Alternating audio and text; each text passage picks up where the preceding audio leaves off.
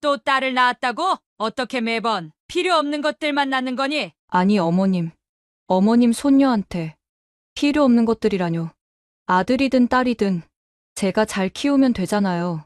시끄러. 딸만 셋 낳은 년이 뭘 잘했다고 말대답이야? 이런 빌어먹을 년? 딸만 셋을 낳았다는 이유로 시모로부터 인간 취급도 받지 못했던 30년 전의 이수연 씨였습니다. 딸이면 어떻고 아들이면 어떻나요? 잘 낳고 잘 키우는 게 중요한 법인데 말이죠. 그런 이수연 씨가 무려 30년 만에 통쾌하고 기막힌 복수에 성공할 수 있었다고 합니다. 이수연 씨가 30년 만에 성공한 기막힌 복수가 무엇인지 지금부터 한번 들어주실래요? 그리고 사연 시작 전 먼저 눌러주시는 구독과 좋아요, 저에게 가장 큰 힘이 됩니다. 지금 바로 좋아요 한 번씩 부탁드리며 바로 사연 시작하겠습니다. 여러분, 안녕하세요. 올해로 60둘이 된 제 이름은 이수연입니다. 저는 제 인생이 알 수 없는 수렁으로 빠지기 시작한 날을 똑똑히 기억하고 있습니다. 바로 지금으로부터 약 40년 전 남편의 부모님, 그러니까 시부모님들을 처음 만나는 자리였습니다. 남편이 결혼 전 살던 시부모님 댁에 들어서자 시어머니는 벌써부터 저를 평가하려는 듯 위아래로 훑어보더니 차갑게 말을 꺼냈습니다. 너 직장은 다니고 있니? 무슨 일을 하고 있어? 처음 만나는 자리에서 느닷없이 직업부터 묻는 질문에 놀랐지만 저는 최대한 공손하게 대답했습니다. 어머님 안녕하세요. 저는 제 전공을 살려서 작은 회사에서 일하고 있습니다. 그러자 시어머니는 눈을 가늘게 뜨며 냉소적으로 웃더니 말했습니다.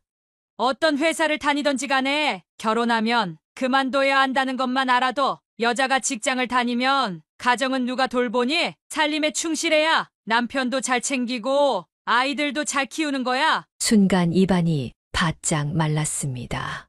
지금으로부터 30년 전이라 지금과는 사회 분위기가 많이 다르긴 했어도 그때도 직장에 다니는 여자분들이 없진 않았거든요. 여자들도 대학을 나오고 조금씩 사회를 진출하기 시작할 무렵이었습니다. 대학까지 나온 저로서는 그때 당시에도 이게 무슨 시대착오적인 말인가 싶었지만 최대한 침착하게 제 뜻을 밝혔습니다.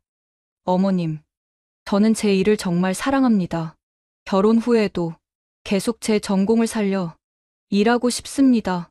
하지만 시어머니는 단호했습니다. 그건 내 생각이고 결혼하면 우리 집 규칙에 따라야지. 내가 일을 하면 집안일은 누가 하냐고. 살림에 집중하는 게 내 역할이야. 그때 옆에 앉아있던 남편이 상황을 바로잡으려 나섰습니다. 엄마, 요즘 시대가 바뀌고 있어요. 수연 씨도 대학까지 나왔는데 괜찮은 직장을 포기하긴 아깝잖아요. 남편의 말에도 시어머니는 눈 하나 깜빡이지 않더군요. 오히려 남편을 쏘아보며 한마디를 던졌습니다. 벌써부터 시모한테 따박따박 말대꾸하는 꼬라지를 보니 당장이라도 자리를 박차고 나가고 싶은데 10살이나 어리다고 하니 이야기를 듣고 있는 거야? 수연이라 했지? 너 몸은 건강하니? 어디 아픈 데는 없고? 시어머니의 질문은 마치 제가 사람이라기보다는 무슨 상품이라도 되는 양 조건을 따지고 들었습니다. 제가 어찌할 바를 몰라 하며 굳어있는 사이 남편은 고개를 저으며 답답한 듯 말했습니다. 엄마, 그만하세요. 이런 얘기는 이쯤에서 끝내요. 하지만 시어머니는 끊임없이 말을 이어갔습니다. 건강하다고 하니 다행이네. 나이도 어리고 건강하다고 하니 애 낳는 건 문제 없겠어? 처음 만나는 자리에서 이런 이야기를 듣는 게 너무도 당황스럽고 불쾌했지만 저는 끝까지 예의를 지키려고 애썼습니다. 남편은 계속 저를 안심시키듯 제 손을 꼭 잡았지만 그 손의 온기도 저를 지켜줄 수 없을 만큼 그 자리는 너무나도 숨이 막혔습니다. 그날 이후로도 시어머니와의 만남은 늘 불안하고 위태로웠지만 남편이 저를 사랑하고 지켜줄 거라는 믿음으로 결국 결혼을 결심했습니다. 하지만 이 모든 게 앞으로 닥쳐올 비극의 서막일 줄은 꿈에도 몰랐습니다. 남편과 결혼하고 나서야 알았기 때문입니다. 남편의 집안은 1년에 제사가 10번이 넘는다는 사실을 말이죠. 결혼 전에 남편은 제사 이야기를 단 한 번도 꺼낸 적이 없었습니다. 아니, 일부러 숨긴 것 같기도 했습니다. 제가 아무리 바보 같았더라도 이런 사실을 알았다면 결혼을 다시 생각했을 게 뻔하니깐요. 시댁에서 처음 들었던 말 중 하나가 시어머니의 날선 목소리였습니다. 우리 집은 종갓집이라서 제사를 중요하게 여긴다. 앞으론 내가 다 준비해야 되니 잘 배워둬. 심지어 남편은 다른 형제도 없는 외아들이었고 종갓집 장손이었습니다. 제가 아무리 봐도 그렇게 대단한 집안은 아닌 것 같았지만 스스로가 스스로를 보고 종갓집이라고 하니 그러려니 할 수밖에 없었지요. 스스로를 종갓집이라 생각하는 집안에서 그것도 장손으로 컸으니 남편은 시부모님들의 사랑을 독차지하며 자랐습니다. 그래서 그런지 남편은 시부모님의 말씀이라면 생각도 하지 않고 무조건 수긍하고 따랐습니다. 거절이라는 단어는 남편의 사전에는 없는 듯이 말이에요. 본격적인 결혼 생활이 시작되자마자 제사 때문에 제대로 된 주말을 보낼 수 없었습니다. 한 달에 한 번은 무조건 시댁에서 주말을 보내야 했습니다. 제사 준비는 단순한 음식 준비가 아니었습니다. 음식 재료 손질부터 상차림, 뒷정리까지 모든 것이 저희 몫이었습니다. 이 집안에 며느리로 들어왔으면 제사 음식 만드는 게 가장 중요해. 시어머니는 항상 이렇게 말씀하셨습니다. 종갓집 며느리가 음식 솜씨도 없어서 되겠니? 내 엄마는 평소에 이런 것도 안 가르쳐 주셨나 보구나. 하여튼 수준하고는. 그 말이 얼마나 날카롭게 제 가슴을 후벼 팠는지 모릅니다. 처음 몇 번은 잘 해보려고 애썼지만 끊임없이 이어지는 시댁 방문과 끝도 없는 제사 준비는 저를 점점 지치게 만들었습니다. 결혼하기 전에 이런 이야기를 왜 안 했어요? 어느 날 남편에게 물었습니다. 남편은 난처한 표정을 지으며 대답했습니다. 그냥 당신이 부담스러워할까봐. 그리고 엄마가 워낙 제사에 진심이니까 이해 좀 해줘. 금방 익숙해질 거야. 하지만 시간이 지날수록 익숙해지기는커녕 점점 더 힘들어져 갔습니다. 제사 음식이 조금만 부족하거나 맛이 기대에 미치지 못하면 시어머니는 가차없이 지적을 하기 시작했습니다. 제가 만드는 음식을 하나부터 10까지 꼬집으며 쉴 새 없이 비난을 퍼부었습니다. 김치를 이렇게 자르겠다고? 대체 누가 이렇게 엉망으로 자르래? 이 집안 며느리라면 이런 기본은 알아야지. 시어머니의 말은 날카롭게 제 자존심을 깎아내리고 있었습니다. 저도 잘해보려고 정말 노력했습니다. 하지만 아무리 노력해도 절대 시어머니의 기준에 미칠 수는 없었습니다. 생선을 굽는 정도부터 떡을 썰어 놓는 방법까지 모든 것이 문제였습니다. 주말마다 반복되는 시댁 방문과 끝없는 비난에 저는 더 이상 견딜 수 없었습니다. 어머님, 저도 사람이에요. 요즘 회사 일도 너무 바쁜데 이렇게 제사 준비하는 거 정말 더는 못하겠어요. 제 입에서 터져 나온 말은 그동안 참아왔던 한 맺힌 울음과도 같았습니다. 그러나 시어머니는 눈 하나 깜빡이지 않았습니다. 오히려 목소리를 높이며 소리를 치셨죠. 뭐라고? 제사를 못 지내겠다고? 이 집안에 며느리로 들어왔으면 기본은 해야지. 내가 그러니까 결혼 전에 회사를 그만두라고 했잖아. 회사 그만두고 제사나 제대로 지내란 말이야. 어디 상놈의 집안 출신 아니랄까봐 제사를 못 지내겠다고 떠들고 있어. 시모의 목소리는 날카롭게 제 귓가를 때렸고 그 순간 제 얼굴이 화끈거리기 시작했습니다. 저는 더 이상 참을 수 없었습니다. 이혼을 결심하고 짐을 싸기 시작했습니다. 그동안 참아왔던 분노와 서러움이 밀려와 눈물이 멈추질 않았습니다. 남편에게 마지막으로 말했습니다. 이제 못 살겠어요. 제사 지내라고 난리치는 어머님과 그걸 말리지도 못하는 당신을 보니 더 이상 같이 살 수가 없다고요. 남편은 당황한 얼굴로 저를 붙잡았습니다. 수연 씨, 잠깐만. 너무 급하게 생각하지 마. 힘들겠지만 조금만 더 참아봐. 내가 잘해볼게. 우리 같이 힘내자. 응? 하지만 남편은 결코 제사를 그만 지내자라는 말은 하지 않았습니다. 언제나 그렇듯 힘내라는 말뿐이었죠. 짐을 싸면서 집을 언제 나가지 날짜만 고르고 있었는데 바로 그때쯤 저는 임신을 하게 됐다는 사실을 알게 되었습니다. 복잡한 감정이 가슴 속에서 엉켜버렸습니다. 차마 발걸음을 옮길 수 없었습니다. 뱃속에 우리 아이는 무슨 죄야? 태어날 때부터 이혼 가정에서 자라게 되고 그 꼬리표가 늘 우리 아이를 따라다닐 텐데. 그런 생각이 머리를 떠나지 않았습니다. 결국 아이 때문에 저는 이혼을 할 수가 없었어요. 그리고 상황은 더욱 나빠지기 시작했습니다.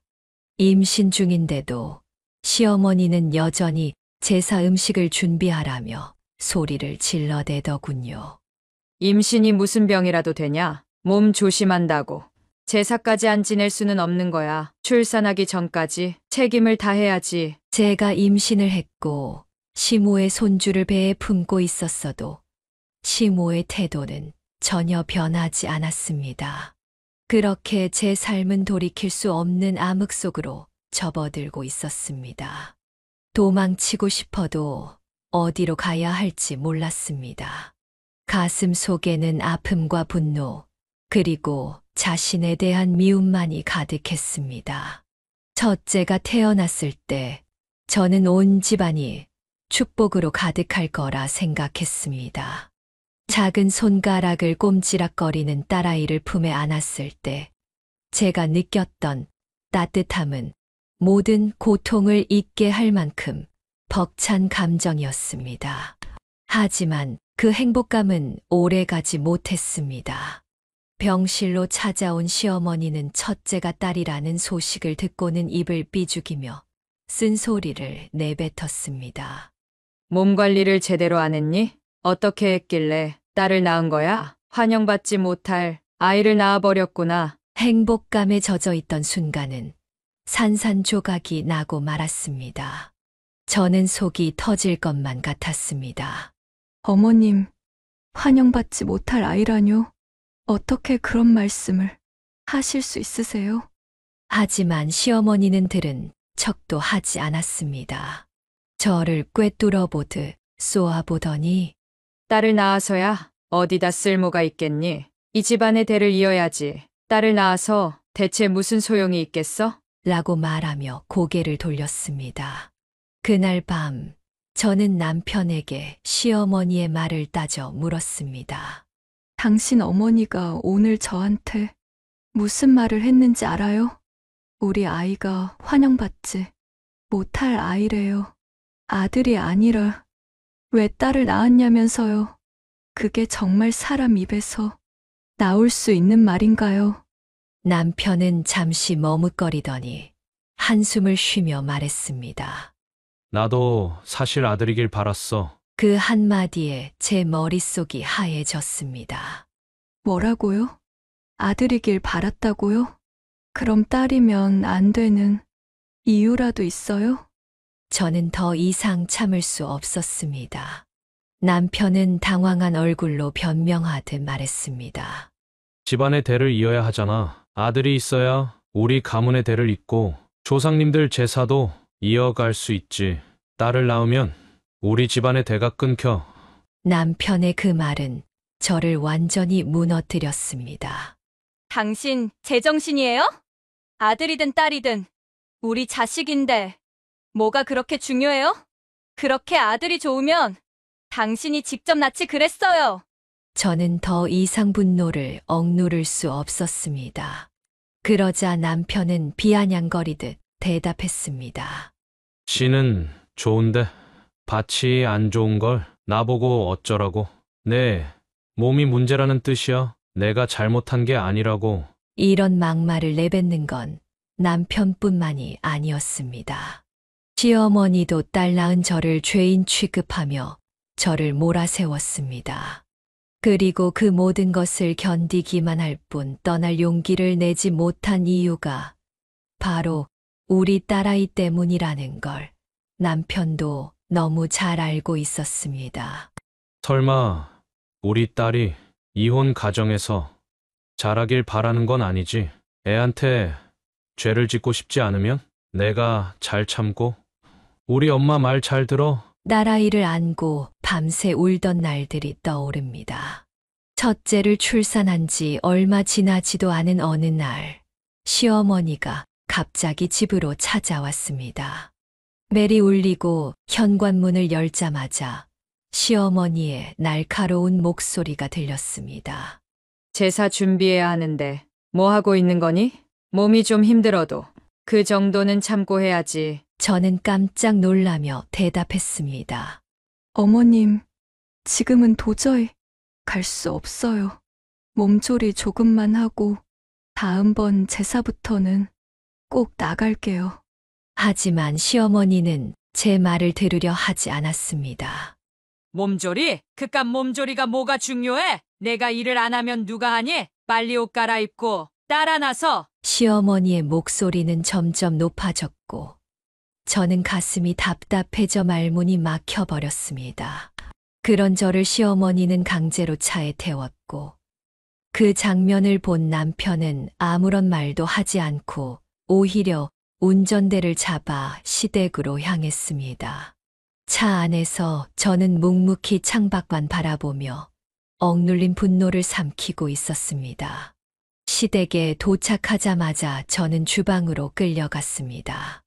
출산을 하고 며칠도 지나지 않은 몸으로 무거운 냄비를 들고 김이 모락모락 나는 음식을 조리하느라 땀을 뻘뻘 흘렸습니다. 허리는 찌릿찌릿 아팠고 손끝이 저려왔습니다. 아기는 그런 제 마음을 아는지 모르는지 거실에서 혼자 울고 있었어요.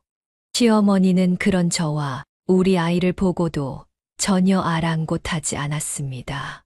게다가 그 와중에 남편은 거실 소파에 누워 TV를 보고 있더군요.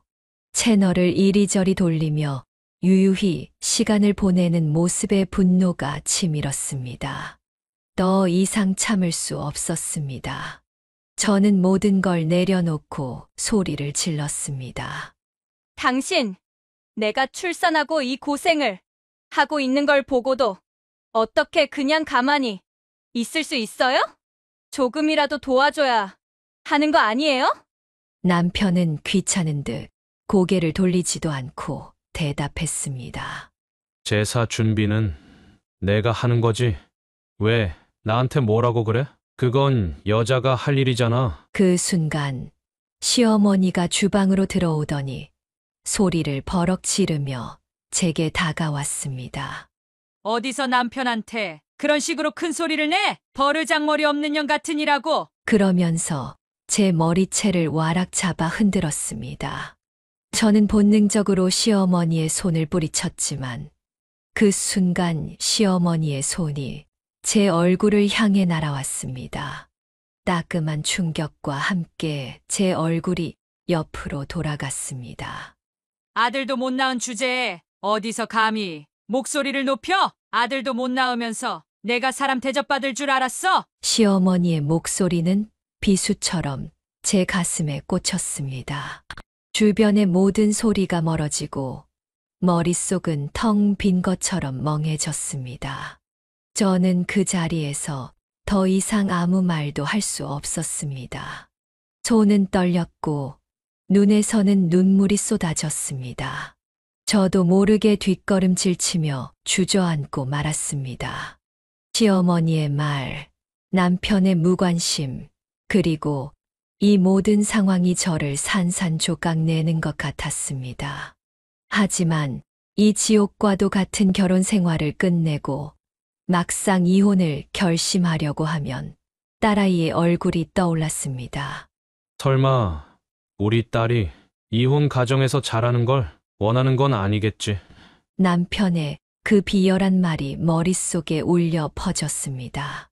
그럴 때마다 저는 이불 속에 얼굴을 파묻고 밤새 흐느끼며 잠들었습니다.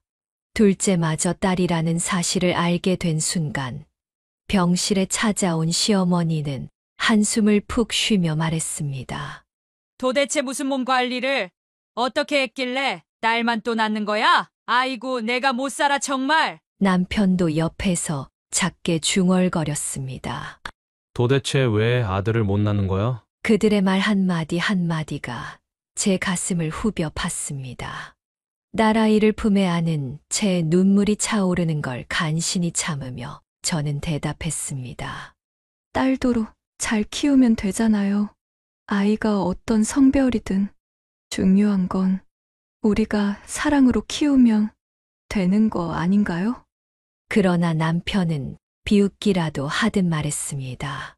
지금 딸만 둘을 낳고선 무슨 할 말이 있다고 그러는 거야?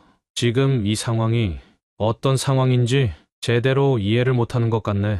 셋째를 낳았을 때도 상황은 똑같았습니다. 셋째 아이도 딸이라는 사실을 알고 남편은 병실에 들어오지도 않았습니다. 시어머니도 마찬가지였고요. 그날 밤 병원에 혼자 누워 있는데 눈물이 멈추질 않더군요. 아이를 향한 사랑과 보호 본능이 제 안에서 강하게 일어났지만 동시에 끝없는 외로움과 절망이 밀려왔습니다. 남편은 우리 딸들을 자식으로 여기지 않았습니다. 집안에서는 자식들에게 따뜻한 말 한마디조차 하지 않는데 아이들은 어떻게든 아빠의 관심을 받으려고 애쓰는 모습이 너무나도 안타까웠습니다. 남편은 술에 취해 집에 들어오면 늘 저를 보며 이렇게 소리쳤습니다. 필요 없는 것들만 낳아놓고 대체 무슨 낯짝으로 날 빤히 쳐다보는 거야? 남편의 고함 소리에 아이들은 깜짝 놀라 울음을 터뜨렸고 저는 그들을 품에 안고 위로할 수밖에 없었습니다. 그렇게 매 순간순간이 고통이었습니다.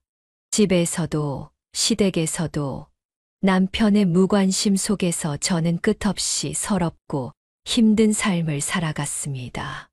가끔은 정말 모든 걸 포기하고 싶다는 생각이 들 정도로 고통스러웠습니다. 하지만 딸아이들의 얼굴을 떠올릴 때마다 다시 마음을 다잡았습니다. 아이들을 위해서라도 버텨야 해. 나는 이겨내야만 해. 하지만 그 결심조차 점점 희미해져 갔습니다. 죽고 싶다는 생각이 마음 한구석에 스며들기 시작했으니까요. 그러던 어느 날 저녁 무렵이었습니다. 시장에 들러 반찬거리를 사들고 집으로 돌아가는 길이었습니다. 골목길 모퉁이를 돌던 순간 제 눈앞에 믿지 못할 놀라운 광경이 펼쳐졌습니다. 남편이 낯선 여자와 팔짱을 끼고 웃으며 길을 걷고 있더군요. 남편은 그 여자의 허리를 감싸고 있었고 얼굴엔 행복한 미소가 가득했습니다.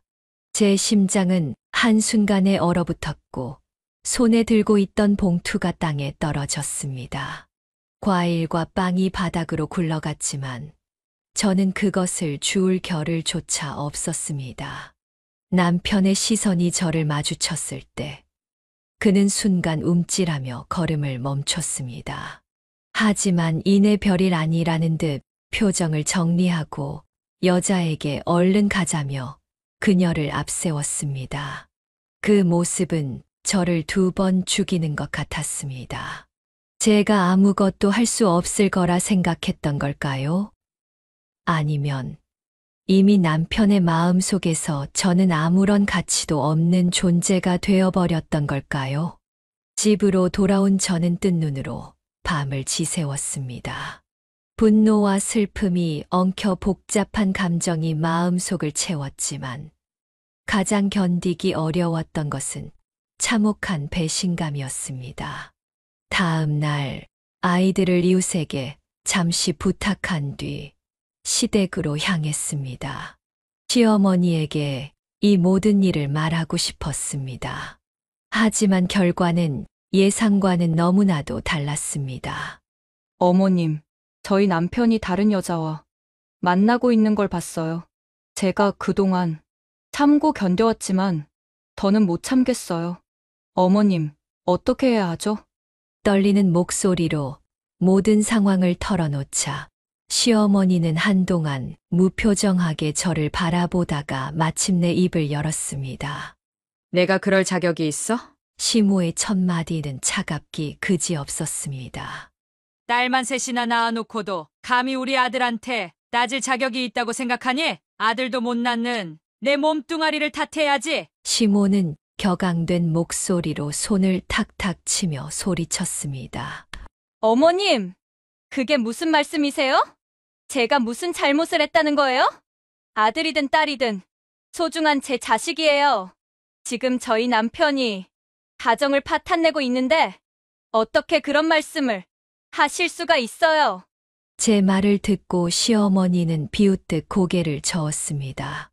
너 같은 년이 무슨 가족을 운운해? 딸만 셋 낳은 죄인 주제에 여자가 아들을 못 낳았으면 그 정도는 각오해야지. 우리 아들이 뭐가 아쉬워서 평생 너 같은 여자와 살아야 하니? 아들 낳아줄 여자 만나러 다니는 게 당연한 거 아니겠어? 시모의 말은 제 심장을 갉아먹는 것 같았습니다. 그날 밤 저는 남편을 불러 세워놓고 물었습니다. 당신 정말 우리 가정을 이렇게 무너뜨릴 거야? 아이들에게 부끄럽지도 않아? 하지만 남편의 대답은 더 참혹했습니다. 우리 집안은 아들이 필요하다고 내가 몇 번이나 말했잖아. 그런데 딸만 셋을 낳아놓고 도대체 나한테 뭘 바라는 거야? 나는 우리 집안의 대를 이을 아들을 낳아줄 여자가 필요하다고. 저도 더 이상은 참을 수 없었습니다. 이혼을 결심하고 서류를 준비하기 시작했습니다. 남편은 처음엔 너 우리 아이들이 이혼 가정에서 자라는 걸 무엇보다도 무서워하잖아. 좋아하지 마. 라며 비아냥댔습니다. 하지만 저는 마음을 굳게 먹고 결국 지옥과도 같았던 남편과 시모의 손으로부터 탈출을 하게 됐습니다. 하지만 세 딸을 데리고 혼자 살아가는 일은 생각했던 것보다 훨씬 어려웠습니다. 남편이 제발 떨어져 달라며 약속했던 양육비는 3달 만에 끊기고 말았습니다. 아이들의 학교 비용과 생활비를 감당해야 했던 저는 필사적으로 일자리를 찾아야 했습니다. 결혼 전 다녔던 직장을 다시 찾아가기도 했지만 나이가 많다는 이유로 거절당했습니다. 힘들게 식당 일을 구했습니다. 늘 몸은 녹초가 되었고 손끝은 차갑게 얼어붙을 정도로 하루하루가 버거웠지만 제 마음 한편엔 딸들을 위한 책임감이 자리 잡고 있었죠. 그곳에서 사장님이었던 박성재 씨를 만났습니다. 그는 저보다 5살 많았고 첫인상은 조금 무뚝뚝해 보였어요. 하지만 일하는 동안 그의 배려와 따뜻함을 조금씩 느낄 수 있었습니다. 박 사장님은 어릴 적부터 가난한 집안 사정으로 일찍부터 가장 역할을 해왔다는 이야기를 들려줬습니다. 형제도 없이 홀로 부모를 모시며 성실하게 살아온 삶이 고스란히 드러났죠. 연애는커녕 제대로 된 친구도 많지 않아요. 그냥 일하는 게 전부였죠. 그는 이런 말을 할 때 눈을 피하며 조용히 웃었는데 그 모습이 어쩐지 쓸쓸해 보였습니다. 처음에는 그저 사장과 직원의 관계로 지냈지만 이 시간이 지날수록 그와의 대화가 늘어나기 시작했습니다. 그는 제 이야기를 묵묵히 들어주었고 때로는 조언도 아끼지 않았습니다. 아이들과 함께 살아가는 이야기를 할 때마다 수연 씨, 정말 강하시네요. 존경스러워요. 라고 말하며 따뜻한 미소를 보였죠. 어느 날은 일부러 아이들 좋아할 만한 간식을 챙겨와 주기도 했어요. 딸들이 좋아할 것 같아서요. 이런 건 제가 잘 안 사봐서 괜찮을지 모르겠네요. 박 사장님의 그 한마디가 제 마음을 따뜻하게 덮어주는 것 같았죠. 그렇게 우리의 거리는 조금씩 좁혀졌습니다. 어느 날 밤 식당 정리를 마친 후 성재 씨가 조심스럽게 이야기를 꺼냈습니다. 수연 씨, 사실은 제 마음을 전해야 할 것 같아요. 그 순간 저는 심장이 쿵 하고 내려앉는 기분이었습니다. 그는 머뭇거리며 말을 이어갔습니다. 저는 수연 씨가 정말 대단한 사람이라고 생각해요. 혼자서 아이들 셋을 키우며 이렇게까지 열심히 살아가는 모습이 존경스럽고 그런 수연 씨를 보면서 나도 모르게 마음이 깊어졌어요. 그는 제게 자식이 3명이나 딸려 있다는 것도 이미 너무나 잘 알고 있었습니다. 하지만 그 사람은 제게 이렇게 말했어요. 수연 씨의 아이들도 제 아이들이라고 생각하고 싶어요. 저는 그 아이들을 사랑하며 키울 자신이 있어요. 우리 같이 새로운 가정을 만들어 보면 어떨까요? 그 사람의 진심이 담긴 고백은 저를 한참 동안 고민하게 만들었습니다. 남편과의 이혼 후 누군가를 다시 사랑할 수 있을까 두려웠고, 내 아이들이 그 사람을 아빠로 받아들일지도 걱정이었죠. 하지만 그 사람의 따뜻함과 진심은 조금씩 제 마음을 열게 만들었습니다. 딸들에게도 이 사실을 말했을 때 처음엔 놀란 표정을 지었지만 성재 씨가 가져온 간식과 작은 선물들을 보며 엄마, 그 아저씨가 엄마를 좋아해요? 라는 농담 섞인 질문을 하기도 했습니다.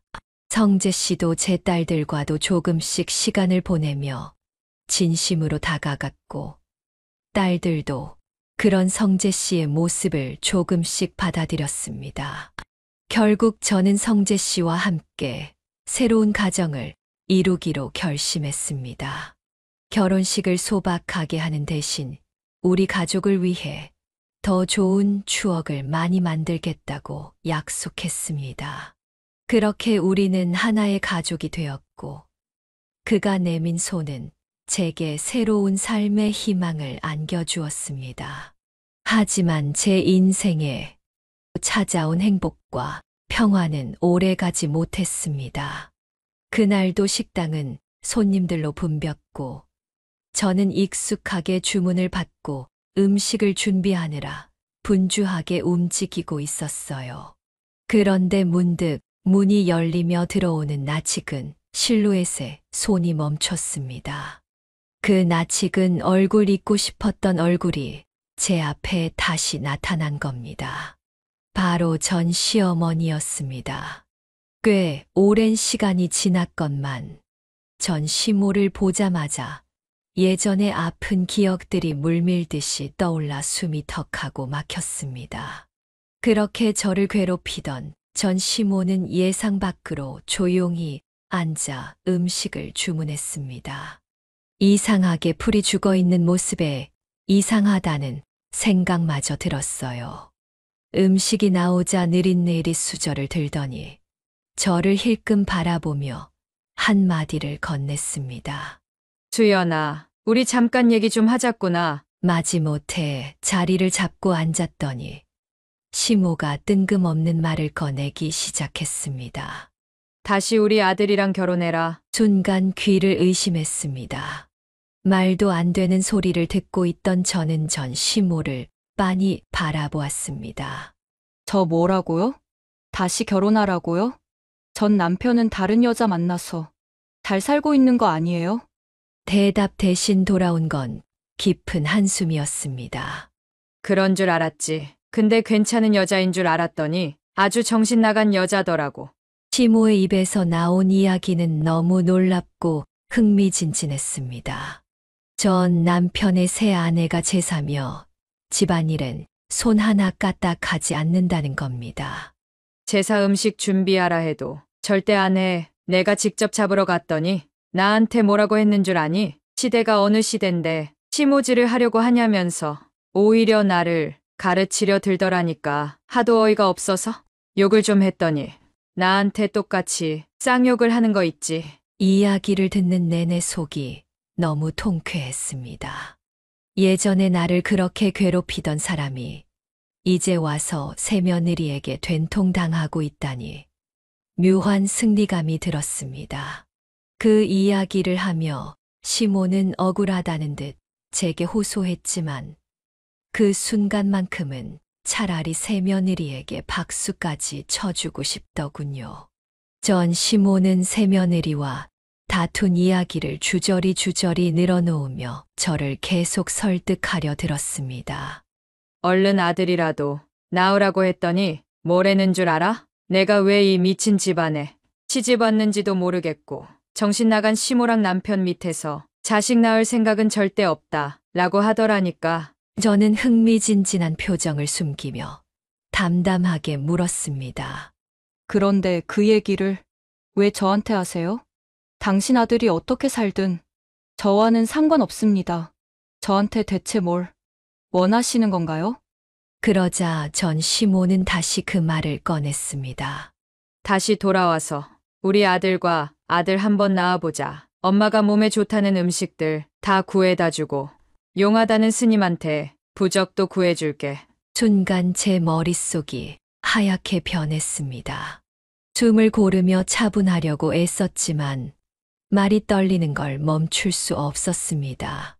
제가 미쳤어요? 다시 그 지옥 같은 곳으로 돌아가라고요? 대체 왜 그런 말을 하세요? 목소리가 조금씩 커지자 전 시모는 차분한 척하며 너도 여자로 태어났으면 딸만 낳지 말고 아들 한번 낳아봐야지. 그래야 남편 사랑도 받고 시부모들한테 이쁨도 받고 살지 않겠니? 라고 말했습니다. 제발 잘 살고 있는 사람 괴롭히지 마세요. 돌아가시라고요. 그리고 시대가 어느 시대인데 아직도 그런 소리를 하세요? 아들, 딸이 뭐가 그렇게 중요한가요? 정신 좀 차리세요. 전 시모는 한숨을 푹 내쉬며 이렇게 말했습니다. 너 혼자서 딸 셋 키우기 힘들지 않니? 그리고 자식 셋 딸린 너 같은 여자를 누가 좋아하겠어? 주제를 알아야지. 우리 아들이 너 다시 받아주겠다는데 기회 줄 때 돌아오는 게 좋을 거야. 시모의 망언이 이어지던 순간 옆에 조용히 서 있던 지금 남편이 갑자기 목소리를 높이며 소리를 질렀습니다. 그만하세요. 진짜 도저히 더 못 듣고 있겠네요. 남편의 목소리는 가게 전체를 울릴 만큼 강렬했습니다. 남편은 한 걸음 앞으로 나아가 전 시모를 똑바로 바라보며 다시 외쳤습니다. 지금 그게 사람 입에서 나올 말입니까? 어떻게 저희 아내한테 그런 말을 할 수 있냐고요? 전 시모는 당황했는지 잠시 입을 다물더니 곧 비웃으며 남편을 향해 말을 뱉었습니다. 우리 아들 말고 다른 남자가 생겼나 보구나. 어쩐지 저 남자가 뭘 모르고 있나 본데. 전 시모는 냉소적으로 웃으며 남편을 노려보았습니다. 저기 아저씨, 저 여자가 아들도 하나 못 낳고 딸만 셋 낳은 썩어 문드러진 밭인 건 알고나 있어? 그 말이 끝나자마자 제 남편의 얼굴은 분노로 붉어졌고 손은 꽉 쥔 채 부들거리고 있었어요. 하지만 남편은 끝까지 침착함을 유지하며 또박또박 말을 이어갔습니다. 자식 3명 있는 것도 알고 있고 3명 다 딸이라는 것도 너무나 잘 알고 있습니다.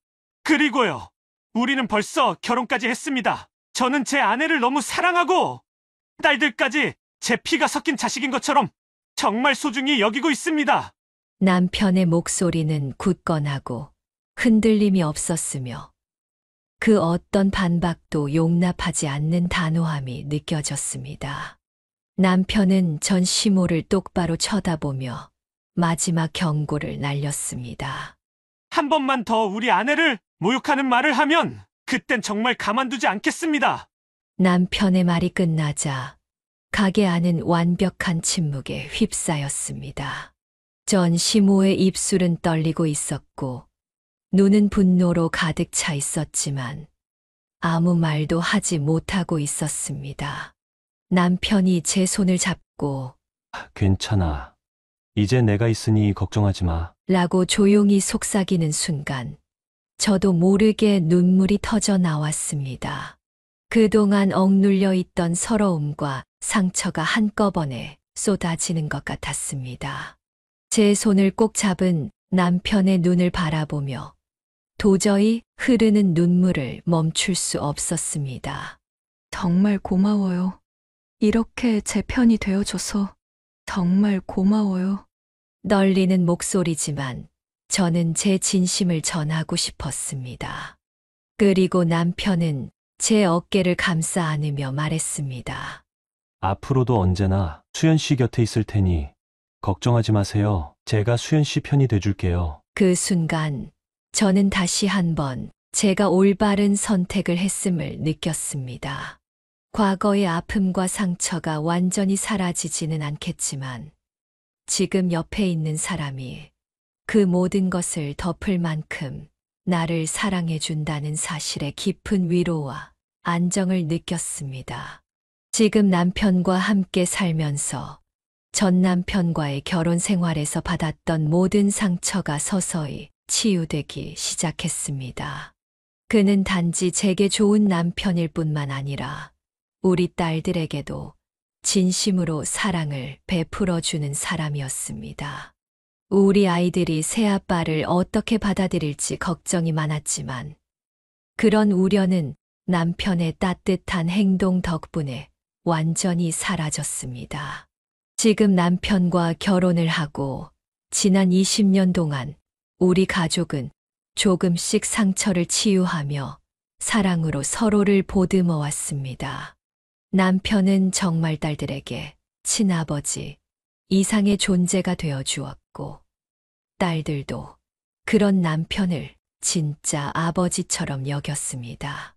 그 과정은 쉽지 않았지만 남편의 진심은 시간이 흐를수록 딸들에게 고스란히 전해졌고, 딸들은 남편의 사랑에 마음을 열게 되었죠. 얼마 전 첫째 딸의 결혼식이 다가오면서 남편은 첫째 딸에게서 편지를 받았습니다. 편지에는 아빠, 제 아버지가 되어주셔서 정말 고맙습니다. 항상 사랑해요. 라는 진심 어린 마음이 담겨 있었어요.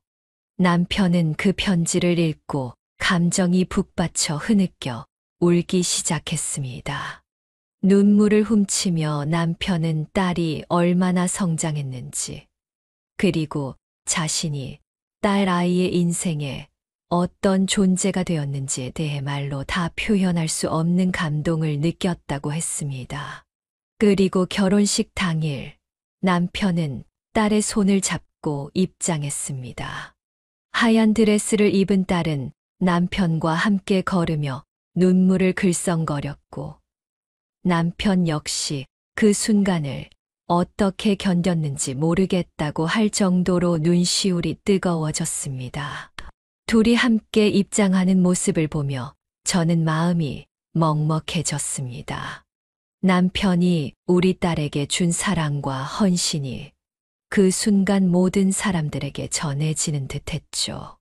결혼식 중 가장 기억에 남는 순간은 딸과 사위가 우리 부부에게 절을 올릴 때였습니다. 딸은 절을 올리면서 아빠, 엄마, 정말 감사합니다. 저를 이렇게 잘 키워주셔서 고마워요. 라며 말하며 눈물을 흘렸고 그 말을 들은 남편은 끝내 눈물을 주체하지 못하고 함께 울었습니다. 딸과 남편이 서로를 부둥켜 안고 흐느끼는 모습은 그 자리에 있던 모두의 가슴을 뭉클하게 만들었습니다. 그날 저는 남편을 보며 다시 한번 감사함을 느꼈습니다. 제게 그리고 딸들에게 한없는 사랑을 보여준 사람. 그 모든 순간들을 함께하며 가족이란 무엇인지 다시 깨닫게 해준 사람. 정말 남편이 없었다면 우리는 이 자리까지 오지 못했을 것입니다. 그리고 저는 그날 깨달았죠. 우리 가족은 정말로 온전하게 하나가 되었다는 것을요. 저는 요즘 매주 남편과 함께 등산을 다니며 소소한 일상을 즐기며 행복한 하루를 보내고 있습니다. 그런데 다 지나간 이야기인데 제가 왜 다 지나간 옛날 이야기를 꺼냈는지 궁금하지 않으세요? 바로 어제 무려 20년 만에 길에서 전 시모를 마주쳤기 때문입니다. 시장에 가던 길이었어요. 남편과 통화를 하며 걸어가던 중 저 멀리서 낯익은 실루엣이 보였습니다. 심장이 덜컥 내려앉는 느낌과 함께 다리가 떨리기 시작했습니다. 세월이 20년 넘게 흘렀지만 시모의 얼굴을 한눈에 알아볼 수 있었습니다. 전 시모의 얼굴은 세월의 흔적으로 가득했지만 그 표정 속에 담긴 비뚤어진 분노와 비난의 기운은 여전히 생생하게 느껴졌습니다. 저 역시 이젠 60이 넘은 나이였지만 그 앞에서는 여전히 과거의 상처를 생생히 떠올릴 수밖에 없었습니다. 갑작스럽게 가슴이 답답해지고 머리가 아파오며 손끝이 떨리기 시작했습니다. 그 순간 전 시모가 저를 보며 큰 소리로 외쳐대기 시작했습니다. 요망한 년! 내가 딸년들만 셋을 낳아가지고 우리 집안 후대를 끊었어! 우리 아들을 잡아먹고도 내가 무사할 줄 알았느냐? 전 시모의 목소리는 시장 바닥을 울리듯 날카롭고 큰 소리였습니다. 주변 사람들이 하나둘씩 고개를 돌려 쳐다보기 시작했습니다. 저도 모르게 움츠러들게 되었고 고함 소리는 점점 더 거칠어졌습니다.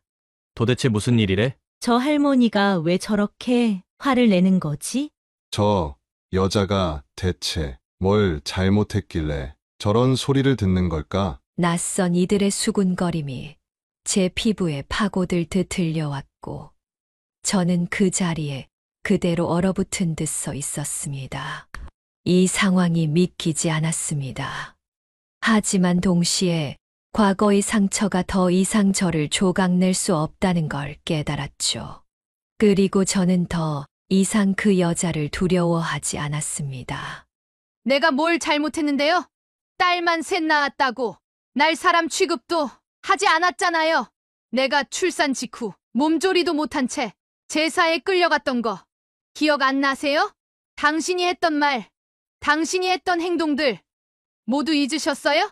저의 목소리는 담담했지만 단호했습니다.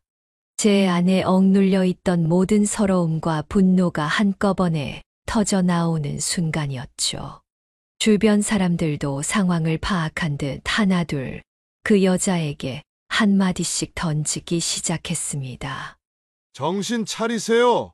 할머니, 딸이든 아들이든 뭔 상관이길래 사람을 그렇게 괴롭혔던 거예요? 시대가 어느 땐데 아직도 저런 말을 해요? 정말 어이가 없네. 전 시모를 향한 사람들의 질타가 하나둘 쏟아지자 그제야 당황한 듯 고개를 돌려 주위를 두리번거렸습니다.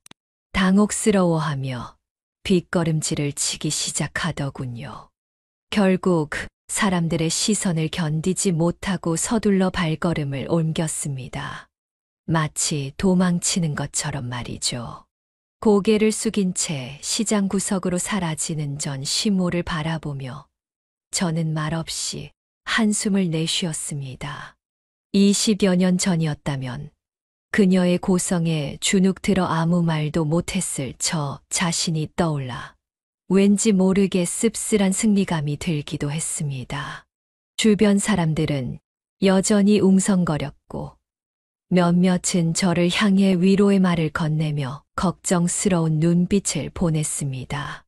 그리고 말씀드렸다시피 저는 남편과 통화 중이었습니다. 전 시모와 우연히 마주친 그 순간부터 모든 대화는 고스란히 남편의 휴대폰으로 흘러들어가고 있었습니다. 전 시모가 내게 쏟아냈던 모욕적인 말들과 비난들 말이죠. 평소 남편은 자동으로 통화 녹음을 설정해둔 상태였고 제가 정신없이 시모와 대치하고 있는 동안에도 모든 것이 자동으로 녹음되고 있었습니다. 오늘 저는 경찰서에 다녀왔습니다. 전 시어머니를 모욕죄로 고소하기 위해서요. 마음 한구석엔 이런 생각도 들었죠. 내가 이렇게까지 해야 할까? 하지만 그동안 억눌려 있던 감정들이 다시 떠올랐습니다. 젊은 시절 제가 겪었던 그 모든 수모와 모욕들, 그리고 20년이 지난 지금도 여전히 저를 향해 퍼부어진 그 독설들까지 마치 가슴 한가운데에 얼음장처럼 내려앉아 있던 그 상처들이 다시 아프게 요동쳤습니다. 아마 전 시모에게 벌금 정도가 부과되는 선에서 끝나겠죠. 하지만 이 고소는 단순히 법적 조치를 떠나 전 시모가 저에게 저지른 행동들이 얼마나 잘못된 것인지 깨닫게 하기 위한 것이었습니다. 부디 이번 일을 계기로 자신의 지난 잘못을 되돌아볼 수 있기를 바라는 마음이 컸습니다. 그러나 집으로 돌아오는 길, 문득 또 다른 생각이 들었습니다. 모든 것을 그냥 묻어둘 수는 없었을까? 20년이라는 시간 동안 저는 전 시모를 잊고 살아왔습니다. 그리고 그 시간 동안 저는 제 상처를 치유하며 지금의 남편과 함께 행복한 삶을 살아가고 있었죠. 어쩌면 이번 일도 그저 똥 밟았다 생각하고 그냥 넘어갔어야 했던 걸까요? 제 사연을 듣는 여러분이라면 어떻게 하시겠습니까? 과거의 상처에 얽매이기보다는 앞으로의 행복을 위해 그냥 잊고 사는 것이 맞을까요? 아니면 늦게나마 저에게 큰 상처를 줬던 전 시모에게 자신의 잘못을 일깨워주기 위해 끝까지 법적 절차를 밟는 것이 옳을까요? 정말 솔직한 여러분들의 생각을 댓글로 남겨주세요. 여러 의견들을 다 참고하여 제가 결정을 내리는데 꼭 참고하도록 하겠습니다. 이제 명절 연휴가 시작되는데 모두 따뜻하고 행복한 명절 보내셨으면 해요. 지금까지 제 사연을 들어주셔서 정말 감사합니다. 이수연 씨의 부탁대로 이수연 씨가 계속 고소를 할지 아니면 취하를 할지 잘 선택할 수 있도록 인생 경험 많은 여러분들의 솔직한 생각 댓글로 남겨주시면 이수연 씨에게 큰 도움이 되리라 생각합니다. 혹시 아직 구독과 좋아요 안 눌러주신 분들이 있으시다면 꼭 한 번씩 부탁드립니다. 그럼 저는 더 재밌고 흥미진진한 영상으로 다시 여러분들을 찾아뵙겠습니다. 감사합니다. 아줌마, 이리 와봐. 내가 용돈 두둑히 챙겨준다잖아. 전 여기 일하러 온 거지. 이런 짓 하려고 온 게 아니에요. 너도 좋으면서 왜 그래? 이리 와. 제 몸에 손대지 마세요. 손대지 마시라고요. 월급 받기 싫어. 넌 내가 시키는 대로만 하면 돼. 손대지 마시라고요. 자꾸 이러시면 진짜 경찰에 신고할 거예요. 요양보호사로 일하다 생각지도 못한 추행을 당하고 경찰에 신고까지 했던 이경미 씨였습니다. 그런 이경미 씨의 인생에 어느 날 예상지도 못한 반전이 일어나고 상상하지 못할 기적이 찾아왔다고 합니다. 과연 이경미 씨에게 어떤 반전과 기적이 일어난 걸까요? 정말 깜짝 놀랄 만한 반전과 기적이 기다리고 있으니 끝까지 들어주시면 감사하겠습니다. 그리고 사연 시작 전 먼저 눌러주시는 구독과 좋아요는 저에게 가장 큰 힘이 됩니다. 지금 바로 좋아요 한 번씩 부탁드리며 바로 사연 시작하겠습니다. 여러분, 안녕하세요. 제 이름은 이경미입니다. 저는 현재 요양보호사로 일하며 살아가고 있습니다. 도움이 필요한 사람들을 돌보는 일은 보람되지만 결코 쉽지 않습니다. 어깨와 손목에는 늘 피로가 쌓였고 매일 반복되는 일상이 조금씩 제 기력을 앗아가는 것만 같습니다. 그럼에도 제가 이 일을 포기할 수 없는 이유는 단 하나, 바로 아픈 남편 때문이었습니다. 쌓여가는 병원비가 늘 저를 숨 막히게 만들었습니다. 고지서가 도착할 때마다 한숨이 먼저 나왔고, 통장 잔액을 확인하는 순간마다 가슴이 조여오는 것 같았습니다. 그날도 복지관에서 소개받은 구인 목록을 살피고 있었습니다. 언제나처럼 익숙하고 평범한 광고들 사이 눈에 띄는 구인 공고가 있었습니다. 개인 요양보호사를 구합니다. 월급 500만 원 이상 지급. 순간 숨이 턱 막혔습니다. 500만 원? 설마 오타는 아니겠지? 처음에는 잘못된 정보라고 여겼지만 광고 내용을 다시 읽어보니 그럴 가능성은 없어 보였습니다. 조건도 구체적이었습니다. 이게 정말 사실이라면 가슴이 뛰는 동시에 알 수 없는 두려움도 밀려오기 시작했어요. 그렇게 많은 월급을 주는 데는 분명 이유가 있을 텐데. 의심이 가득했지만 남편의 얼굴이 머릿속에 떠오르면서 판단은 흐려졌습니다. 병원비를 지불할 걱정에 입술이 말라왔습니다. 이건 기회야. 놓칠 수 없어. 그렇게 저는 결심을 굳히고 지원서를 작성하기로 마음먹었습니다. 서류를 제출하고 몇 시간이 지나지 않아 전화가 걸려왔습니다. 지원해 주셔서 감사합니다. 내일 오전 10시에 면접 보실 수 있으신가요? 차분한 젊은 남성의 목소리가 들려왔습니다. 통화를 마친 후에도 한동안 전화기를 들고 고민했습니다. 도대체 어떤 집이길래 이런 조건을 내걸었을까? 다음 날 아침 불러준 주소대로 찾아간 곳은 상상 이상으로 거대한 대저택이었습니다. 거대한 대문과 깔끔하게 정리된 정원, 외벽을 감싼 담쟁이 덩굴은 마치 다른 세상 같았습니다. 문 앞에 서자 손이 떨리기 시작했습니다. 차마 문을 두드리지 못하고 잠시 숨을 고르며 주위를 둘러봤습니다. 심호흡을 한 번 크게 하고 문을 두드렸습니다. 잠시 후 문이 열렸고 깔끔한 정장을 입은 젊은 남성이 나왔습니다. 그는 자신을 도움이 필요한 사람의 아들이라고 소개하며 안으로 안내했습니다. 날아 들어간 집 안은 외관만큼이나 웅장했습니다.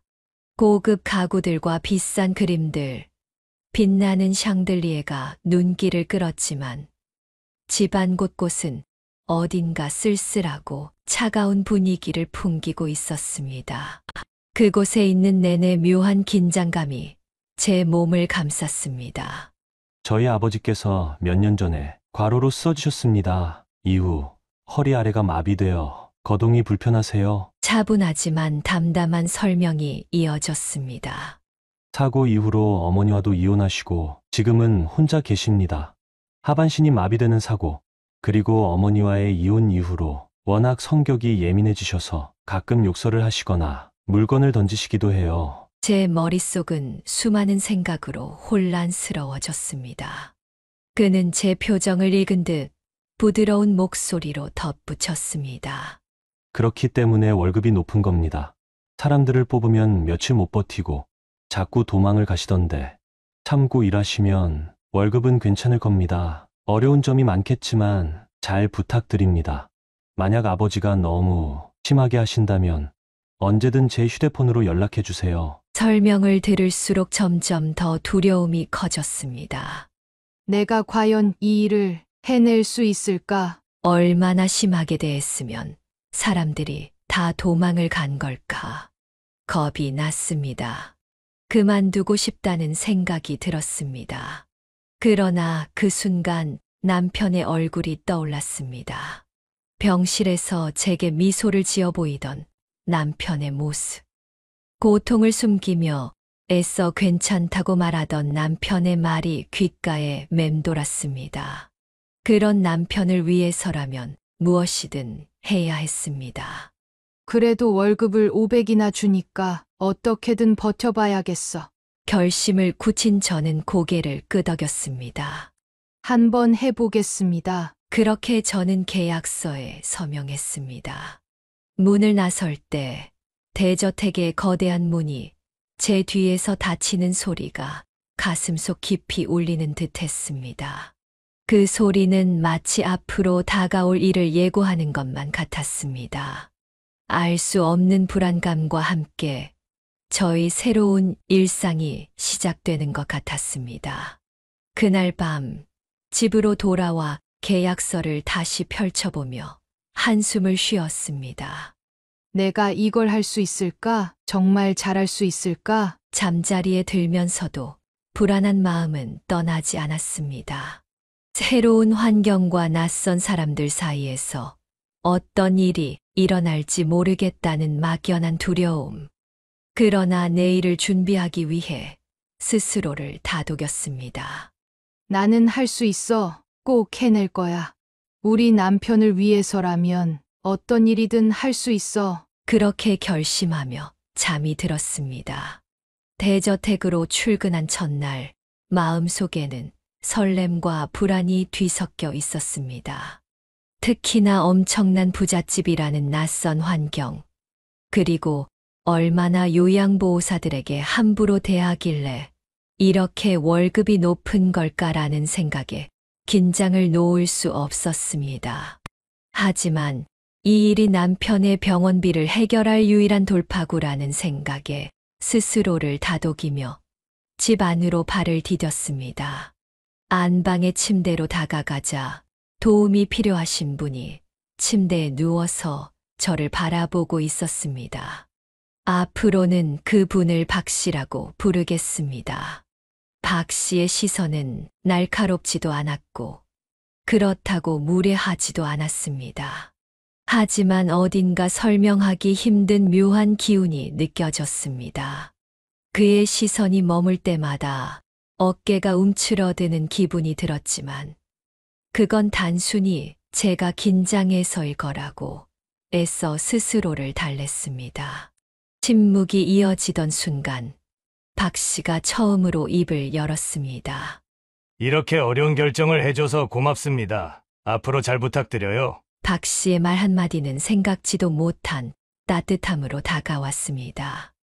예민하고 까다롭다고 들었는데 의외로 괜찮으신 분인가? 생각 못한 친절함에 긴장이 조금씩 풀렸습니다.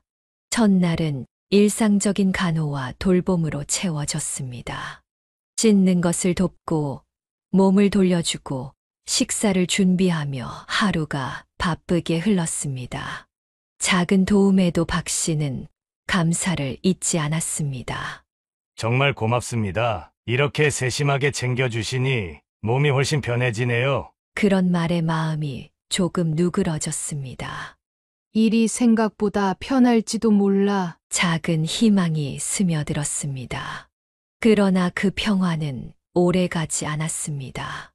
다음 날 침대 옆에서 물컵을 건네는 순간 박 씨가 덜컥 제 손을 붙잡았습니다. 그윽하게 빛나는 눈동자가 저를 꿰뚫어 보는 것 같았습니다. 그러곤 손끝으로 제 손을 쓰다듬기 시작했습니다. 순간 심장이 철렁 내려앉았습니다. 지금 뭐 하는 거지? 머리가 하얘지고 몸이 굳어졌습니다.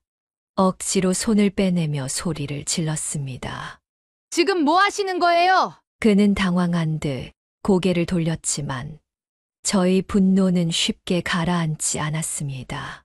더 이상 그 자리에 있을 수 없었습니다.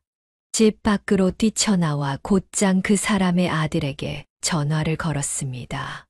당신 아버지가 저를 추행했어요. 제 손을 더듬으셨다고요. 내내 차분했던 목소리가 격앙된 감정으로 흔들렸습니다. 아들의 목소리가 수화기 너머에서 들려왔습니다. 한숨을 깊게 내쉬며 그 남자의 아들이 말했습니다. 정말 죄송합니다. 바로 회사 조퇴하고 곧장 집으로 돌아가겠습니다. 조금만 기다려 주세요. 그의 목소리에서도 지친 기색이 역력했습니다. 얼마 지나지 않아 그 남자의 아들이 도착했습니다. 그는 집 안으로 급히 들어가 아버지의 방으로 향했습니다. 문이 열리자마자 목소리가 높아졌습니다. 도대체 왜 그러셨어요, 아버지? 요양보호사분들 좀 괴롭히지 말라고 몇 번이나 말씀드렸잖아요. 방 안에서 들려오는 대화는 고통스럽고 불편했습니다. 박 씨는 침대 위에서 무겁게 숨을 몰아쉬며 변명했습니다. 오해다, 정말 오해야. 절대 그런 뜻이 아니었어. 아들은 더 이상 참지 못한 듯 소리쳤습니다. 오해라고요? 그래서 손을 만졌어요? 안 만졌어요? 잠시 침묵이 이어졌고 박 씨는 결국 낮게 중얼거렸습니다. 만지긴 했지만 정말 오해야. 그 순간 아들의 분노가 폭발했습니다. 말도 안 되는 소리 하지 마세요. 아버지 때문에 부끄러워서 얼굴을 들 수가 없어요. 도대체 왜 이러세요? 아들의 말은 단순한 분노가 아니라 실망과 체념이 섞인 듯 했습니다. 방 안의 분위기는 더 이상 견디기 힘들 정도로 무거웠습니다. 문 밖에서 그 대화를 듣고 있던 저는 깊은 혼란에 빠졌습니다. 그날 밤 집으로 돌아온 후에도 마음이 복잡했습니다. 경찰에 신고를 해야 할지 아니면 일을 그만둬야 할지 제 마음은 혼란으로 가득했습니다. 작은 방 안에서 홀로 머리를 감싸쥐고 깊은 한숨을 내쉬며 끊임없이 자신을 다그쳤습니다. 월급 많이 준다는 말에 왜 그렇게 순진하게 넘어갔을까? 생각할수록 속이 뒤집히는 것 같았습니다. 제 손을 쓰다듬던 행동이 떠오를 때마다 손끝이 떨리고 속이 메스꺼워졌습니다. 그 눈빛, 그 행동이 역겨워서 도저히 잊히지가 않았습니다.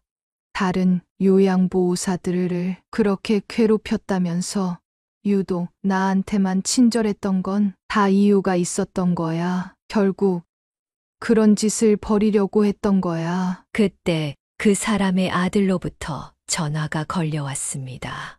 한없이 낮고 간절한 목소리로 제게 사과를 하더군요.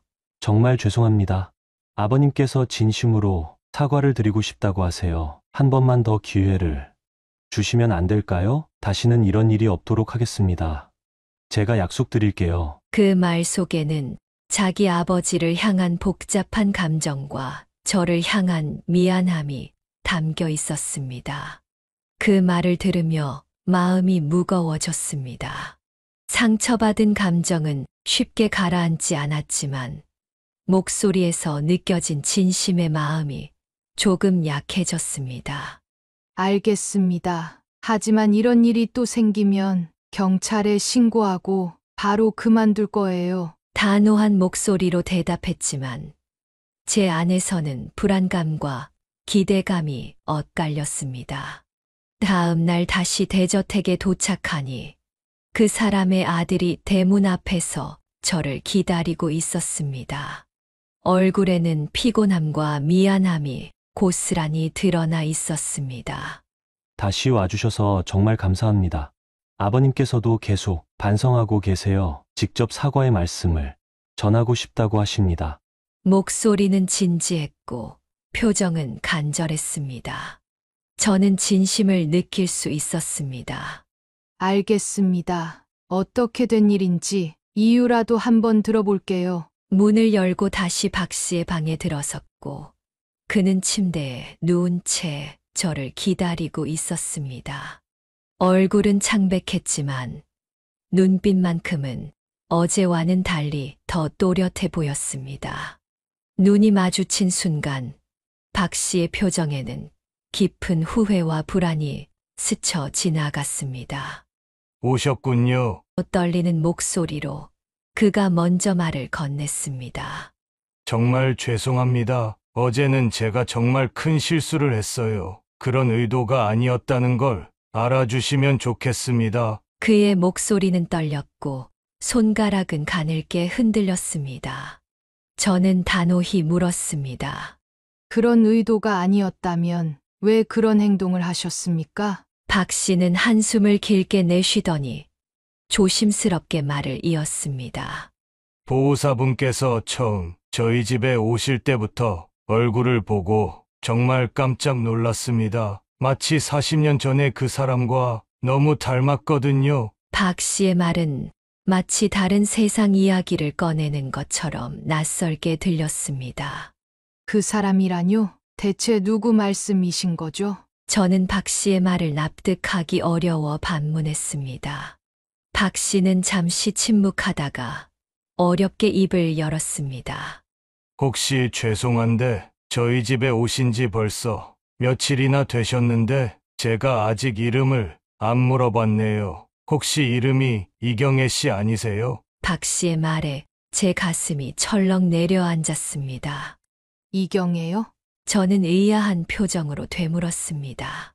그건 저희 언니 이름인데요. 제 친언니입니다. 박 씨의 대답이 믿기지 않아 다시 물었습니다. 우리 언니를 어떻게 아시는 겁니까? 박 씨는 힘겹게 고개를 끄덕이며 아련한 눈빛으로 말을 이었습니다. 역시 제 생각이 맞았어요. 제가 괜한 의심을 했던 게 아니었어요. 제가 40년 전에 이경애 씨와 정말 사랑했던 사이였습니다. 경애 씨와 결혼까지 약속했었죠. 그제서야 잊고 지냈던 기억들이 거대한 파도처럼 몰려왔습니다. 머릿속에서 잔잔히 잠들어 있던 과거가 주마등처럼 제 머릿속을 스쳐 지나가기 시작했어요. 영수 오빠 한때 우리 언니와 결혼까지 약속했던 그 사람. 40년이라는 세월이 흘렀지만 그 이름이, 그 얼굴이 생생히 떠오르기 시작했습니다. 40년 만에 만난 그를 오빠라 부르려고 하니 왠지 민망하기도 하네요. 대학교 앞 빵집에서 아르바이트 하던 우리 언니와 언니를 보려고 매일같이 그 빵집을 찾아오던 영수 오빠의 모습이 눈앞에 그려졌습니다. 언니가 계산대에 서 있으면 가게 문을 열고 들어오는 영수 오빠는 늘 설레는 표정을 짓고 있었다고 합니다. 언니는 처음엔 영수 오빠를 부담스러워했습니다.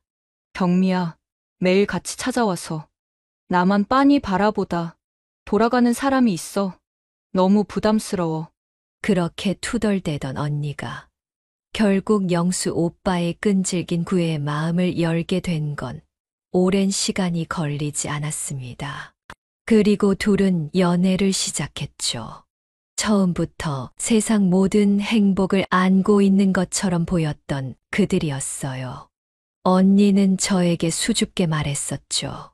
경미야, 나 영수 씨랑 결혼할지도 몰라. 언니의 얼굴에는 그때까지 한 번도 보지 못한 행복이 가득했습니다. 하지만 그 행복은 오래가지 못했습니다. 둘의 관계는 너무나 많은 벽에 부딪혔습니다. 가장 큰 문제는 영수 오빠네 부모님이었어요. 그들은 빵집에서 아르바이트하는 언니를 처음부터 마음에 들어 하지 않았습니다.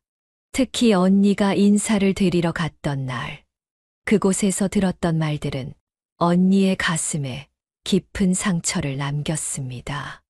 부모님은 대체 무슨 일을 하시나요? 그렇게 작은 가게로 어떻게 가족을 부양하죠? 그렇게 좁은 집에서 가족들이 어떻게 다 살아요? 부모님께서 열심히 안 사신 거 아닌가요? 부모님을 들먹거리자 끝내 참지 못한 언니는 자리를 박차고 일어섰습니다. 더 이상 참을 수 없어요. 저 돌아갈게요. 영수 오빠는 다급히 언니를 쫓아와 사과했지만 언니의 상처는 쉽게 치유되지 않았습니다.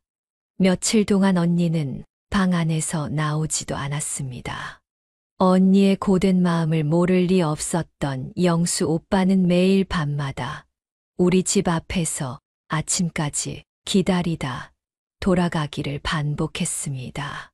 세 번째 밤이 되던 날, 결국 언니의 마음이 다시 움직였고, 그렇게 둘은 다시 연애를 이어갔습니다. 그리고 결혼 준비까지 하게 되었습니다. 하지만 그 시절의 결혼은 두 사람만의 문제가 아니었어요. 집안 대 집안의 일이었고, 부모님의 허락 없이는 결코 이루어질 수 없는 것이었습니다. 다들 잘 아시겠지만, 그땐 그런 시절이었습니다. 그럼에도 언니와 영수 오빠는 서로를 너무 사랑했기에 모든 반대를 무릅쓰고 결혼을 하려 했습니다. 그러나 그런 노력은 결국 더 큰 비극으로 돌아왔습니다. 영수 오빠의 부모님은 결혼을 저지하기 위해 수단과 방법을 가리지 않았습니다. 어느 날 우리 아버지의 가게에 영수 오빠 부모님의 지시를 받은 사람들이 찾아왔습니다. 그들은 매대를 엎고 진열장을 부수고 가게를 아수라장으로 만들어 놓고는 이런 말을 남겼습니다. 주제도 모르고 회장님과 사돈을 맺으려고 들어? 너희 딸이 한 번 더 우리 도련님 건드리면 그땐 알아서 해. 한 번 더 이런 일이 있으면 회장님께서 절대 너희를 용서하지 않을 거야. 그날 이후 모든 게 끝났습니다. 영수 오빠도 더 이상 우리 집에 찾아오지 않았습니다. 언니는 그 일이 있은 후 몇 년간 연애도 하지 못한 채 혼자 지냈습니다. 나중에야 들었던 얘기로는 언니는 자신이 누군가를 사랑하면 또다시 같은 고통을 겪게 될까 두려워했다고 했습니다. 결국 언니는 30대가 되어서야 당시로서는 꽤 늦은 나이에 다시 연애를 시작했습니다. 그리고 34살 형부와 결혼했습니다. 당시로서는 아주 늦은 결혼이었죠. 언니는 그렇게 영수 오빠와의 이야기를 가슴 깊숙이 묻어두고 살아왔습니다. 이 모든 기억이 영수 오빠의 얼굴을 마주한 순간 파노라마처럼 펼쳐졌습니다. 40년 전 우리 언니를 보러 집에 찾아오던 그 남자가 이렇게 다시 내 앞에 나타나다니 깜짝 놀라지 않을 수 없었습니다. 영수 오빠는 눈에 물기를 머금고 고개를 끄덕였습니다. 맞습니다. 나 박영수입니다. 경미 맞죠? 경혜 씨 동생.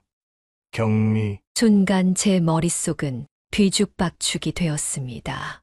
언니가 그렇게 사랑했지만 결국 헤어질 수밖에 없었던 그 사람. 그가 지금 하반신 마비에 걸려 제 앞에 누워 있다는 사실이 믿기지 않았습니다. 오빠네 부모님이 사람들을 시켜서 우리 부모님 가게를 엉망진창으로 만든 것도 기억하세요? 40년이 지났지만 전 절대 그날을 잊지 못해요. 저는 억눌린 분노와 궁금증을 담아 물었습니다. 영수 오빠의 얼굴은 점점 더 어두워졌습니다. 그는 한숨을 내쉬며 고개를 떨구었습니다. 그때 제 부모님이 큰 잘못을 저질렀습니다. 그 일로 경혜 씨 가족에게 큰 상처를 줬다는 것도 알고 있어요. 저는 더 이상 참을 수 없었습니다. 알면서도 가만히 계셨단 말입니까? 제 목소리는 차가워졌고 영수 오빠는 그 말을 견디기 힘들어 보였습니다. 그때 언니가 얼마나 힘들어했는지 알아요? 그는 마치 죄인처럼 침대 위에서 몸을 웅크리고 말을 이었습니다. 정말 미안해요. 하지만 그때 나는 어렸고 부모님의 뜻을 거스를 수 없었어요. 부모님께서 나를 방에 가두고 다시는 경혜 씨를 만나지 않겠다는 각서를 쓰게 만들었거든요. 영수 오빠의 이야기를 듣고 나니 혼란스러워지기 시작했습니다. 단순히 무책임한 사람이었다고 생각했던 영수 오빠의 고백은 다른 감정을 불러일으켰습니다. 경혜 씨는 지금 잘 지내고 있나요? 저는 잠시 망설이다가 대답했습니다. 언니는 지금 작은 빵집을 운영하고 있어요. 여기서 차로 20분 거리밖에 안 돼요. 영수 오빠는 무언가를 잃어버린 듯한 표정을 지었습니다. 경미야, 제발 부탁이야. 너희 언니에게 내가 한 번이라도 다시 만나고 싶다고 전해줄 수 있을까? 정말 꼭 좀 부탁한다. 목소리는 떨렸고 진심이 담겨 있었습니다. 저는 영수 오빠의 간절한 눈빛을 보며 잠시 고민했습니다.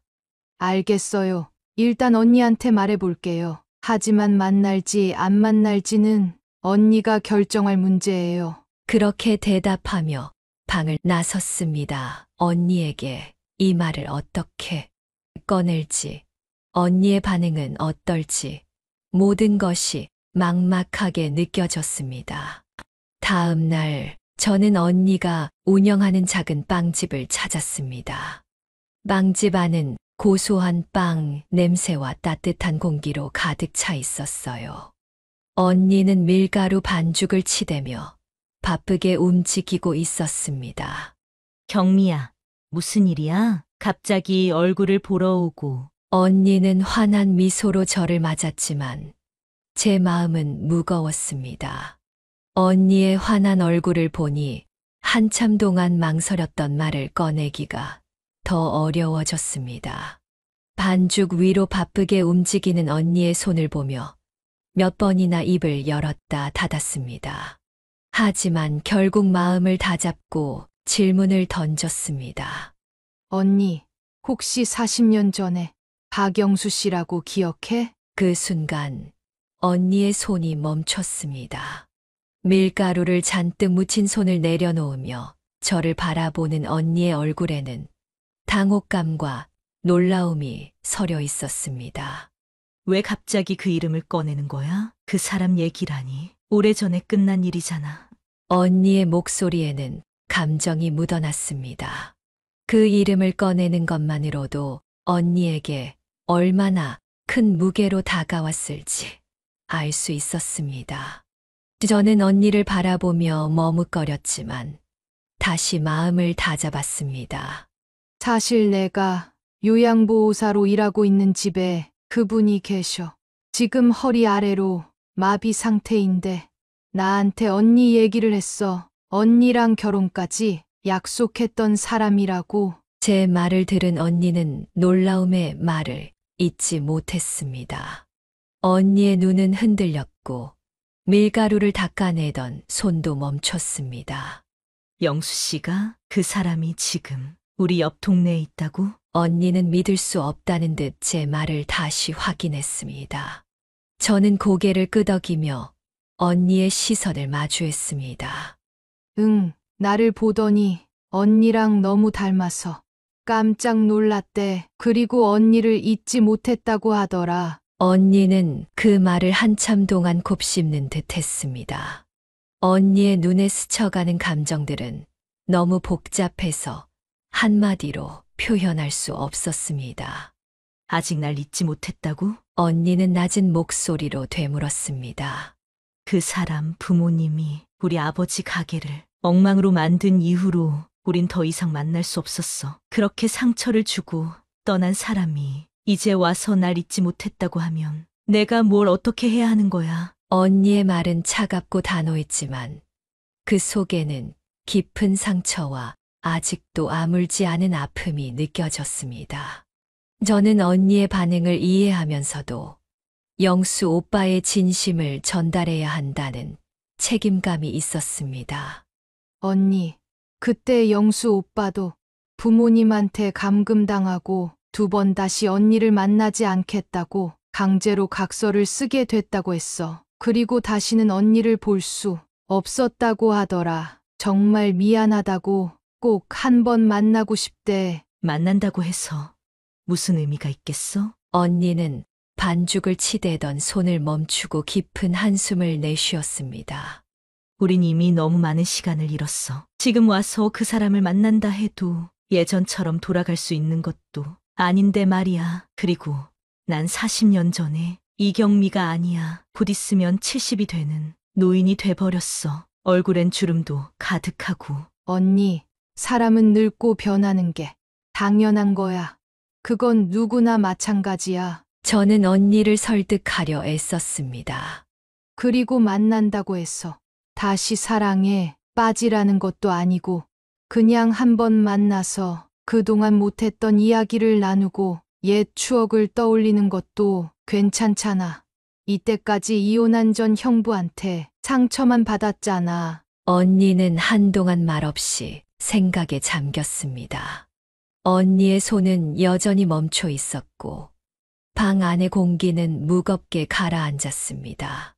만나고 싶지 않다는 언니의 마음도 이해하지만 영수 오빠가 언니를 정말 간절하게 보고 싶어 해. 제 말에 언니는 한숨을 내쉬며 고개를 떨궜습니다. 한참 동안의 침묵 끝에 언니는 고개를 끄덕였습니다. 내가 그렇게까지 말하니 그럼 한 번은 만나볼게. 언니의 목소리에는 결심과 두려움이 뒤섞여 있었습니다. 다음 날 아침 우리는 긴장된 마음으로 영수 오빠네 집으로 향했습니다. 대문 앞에 도착했을 때 언니는 한 번 더 발걸음을 멈추고 깊게 숨을 들이마셨습니다. 저는 언니를 지켜보며 조용히 기다렸습니다. 엄청 떨리네. 들어가자, 경미야. 언니는 조용히 말하며 고개를 끄덕였습니다. 침대가 놓인 방 앞에 도착했을 때 언니의 걸음이 또다시 멈췄습니다. 저는 언니의 등을 살짝 두드리며 속삭였습니다. 언니, 괜찮아. 내가 바로 옆에 있을게. 문이 열리고 방 안으로 들어서자 침대에 누워있는 박영수 씨의 눈이 커지며 떨리는 목소리로 외쳤습니다. 경혜 씨, 정말 경혜 씨가 맞나요? 영수 오빠의 목소리는 믿기지 않는다는 감정으로 가득 차 있었습니다. 언니는 영수 오빠의 얼굴을 바라보며 순간 말을 잃었습니다. 40년이라는 세월이 그의 얼굴 위를 훑고 지나간 흔적은 분명했지만 그 안에는 여전히 언니가 기억하는 그 시절의 모습이 남아 있었습니다. 떨리는 목소리로 언니가 답했습니다. 영수 씨, 오랜만이에요. 방 안의 공기는 숨 막힐 정도로 긴장감이 맴돌았습니다. 영수 오빠는 감정을 억누르지 못한 듯 눈물이 맺힌 눈으로 떨리는 목소리로 말을 이었습니다. 경혜 씨, 이렇게 다시 만날 줄은 정말 몰랐어요. 경혜 씨를 그리워하지 않은 날이 단 하루도 없었어요. 언니는 고개를 살짝 숙이며 조용히 대답했습니다. 이렇게 다시 만나게 될 줄은 정말 상상도 못했어요. 서로가 오랜 세월 간직했던 이야기들이 천천히 흘러나오기 시작했습니다. 영수 오빠는 담담하면서도 떨리는 목소리로 자신이 살아온 이야기를 털어놓았습니다. 그때 그 일은 부모님이 시킨 일이었어요. 제가 막을 힘이 없었어요. 정말 미안해요. 아버님 가게를 엉망으로 만든 것도 경혜 씨를 힘들게 만든 것도 모두 제 잘못이에요. 영수 오빠의 말에 언니는 천천히 고개를 끄덕이며 눈물을 훔쳤습니다. 그때 내가 받은 상처가 얼마나 컸는지 알아요? 하지만 이제는 다 지난 일이죠. 그리고 그때 당신도 많이 힘들었다고 하니까. 언니의 목소리에는 여전히 아픔이 담겨 있었지만 용서와 이해의 여지도 느껴졌습니다. 언니의 눈빛은 슬픔과 따뜻함이 교차하며 복잡한 감정을 드러내고 있었습니다. 제가 이런 말을 할 자격이 없다는 걸 알아요. 영수 오빠는 간절한 눈빛으로 말을 이었습니다. 하지만 가끔씩 이렇게 경혜 씨와 이야기를 나눌 수 있다면 그게 제게 가장 큰 행복일 거예요. 영수 오빠의 말에 언니는 한참을 망설이다 조용히 대답했습니다. 지금은 바로 대답할 수 없어요. 저한테도 시간이 필요해요. 언니의 목소리는 여전히 떨렸지만 작은 희망의 빛도 담겨 있었습니다.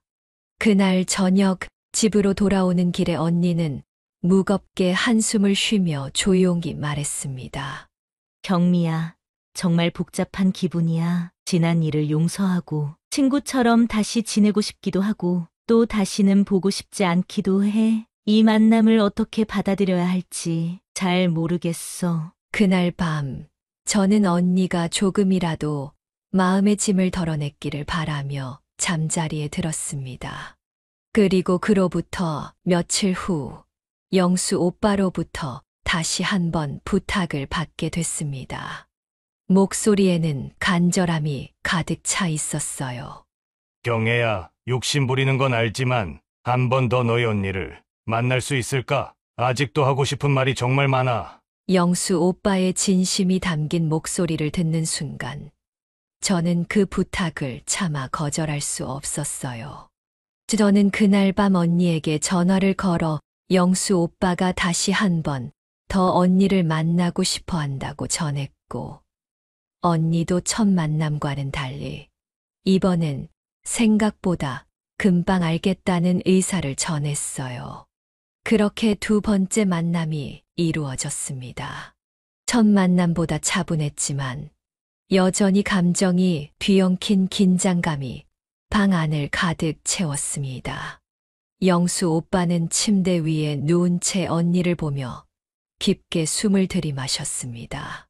경혜 씨, 다시 와줘서 고마워요. 정말 고마워요. 언니는 천천히 의자에 앉으며 말을 꺼냈습니다. 영수 씨, 이렇게까지 날 찾는 이유가 뭔가요? 우리 둘 다 60이 훌쩍 넘었고 너무 늦었다고요. 언니의 목소리에는 아픔과 회의감이 섞여 있었습니다. 언니의 말을 들은 영수 오빠는 잠시 고개를 숙인 채 말없이 있다가 한숨을 내쉬며 입을 열었습니다. 늦었다고 제가 생각했으면 이렇게 애쓰지도 않았을 거예요. 40년 전에는 연인이었지만 지금은 그냥 친구처럼 이야기라도 나눌 수 있는 사이가 됐으면 좋겠다는 게 제 바람이에요. 영수 오빠의 목소리는 진심으로 떨리고 있었습니다. 그러곤 자신의 현재 상태와 재활을 시작하려는 결심에 대해 털어놓기 시작했습니다. 하지 마비가 온 이후 제 삶은 모든 것이 달라졌어요. 다시 걸을 수 없다는 것이 얼마나 절망적인 일인지 말로 다 표현할 수 없어요. 하지만 그런 제 인생에 당신을 다시 만난 게 제게는 기적처럼 느껴져요. 언니는 영수 오빠의 이야기를 들으며 그의 고통을 고스란히 느낄 수 있었습니다. 영수 오빠의 떨리는 목소리와 차오르는 눈물을 보며 사고 이후로 지금까지 얼마나 힘든 시간을 견뎌왔는지 알게 되었습니다. 언니는 영수 오빠의 말을 조용히 들은 귀 부드럽게 답했습니다. 그럼 지금부터는 그냥 친구처럼 지내봐요. 언니의 말에 영수 오빠는 가슴에 손을 얹으며 고개를 숙였습니다.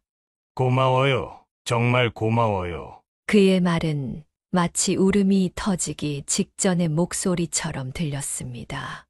그날 이후 언니는 영수 오빠를 조금씩 더 자주 찾아가기 시작했습니다. 저도 요양보호사로서 영수 오빠를 간호했기 때문에 셋이서 함께하는 일상이 시작된 거죠. 두 사람은 더 이상 과거에만 얽매이지 않았고 현재를 함께 만들어가기 시작했습니다. 언니는 영수 오빠의 곁에서 시간을 보내며 작은 일상을 공유했습니다. 언니는 영수 오빠의 이야기를 들어주고 따뜻한 차를 함께 마시며 영수 오빠를 응원했습니다. 그러던 어느 날, 영수 오빠가 드디어 재활 치료를 시작하기로 결심했습니다. 그리고 의사를 만난 자리에서 단호하게 말했습니다.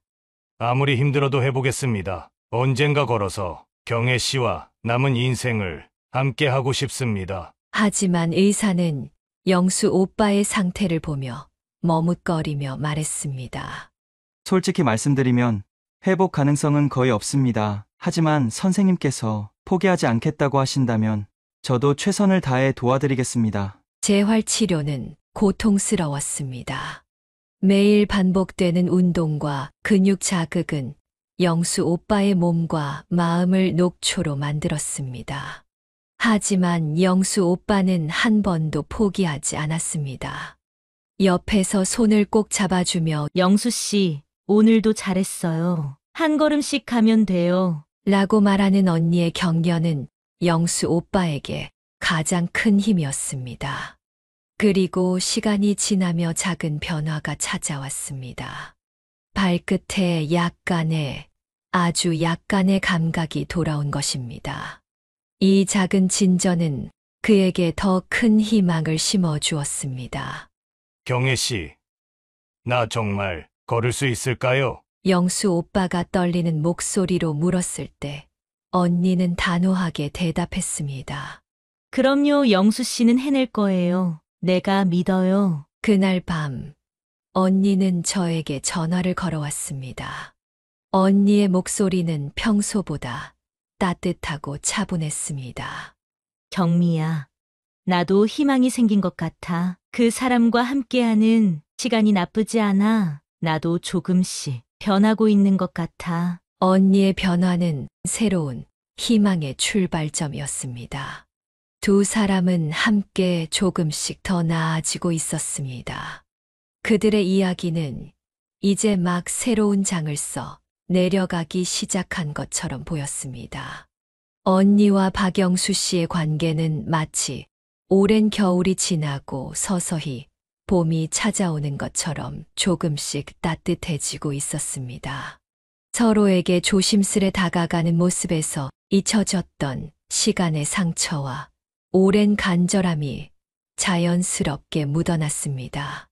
영수 오빠는 이른이 다 되어가는 나이임에도 재활 치료에 더욱 몰두했습니다.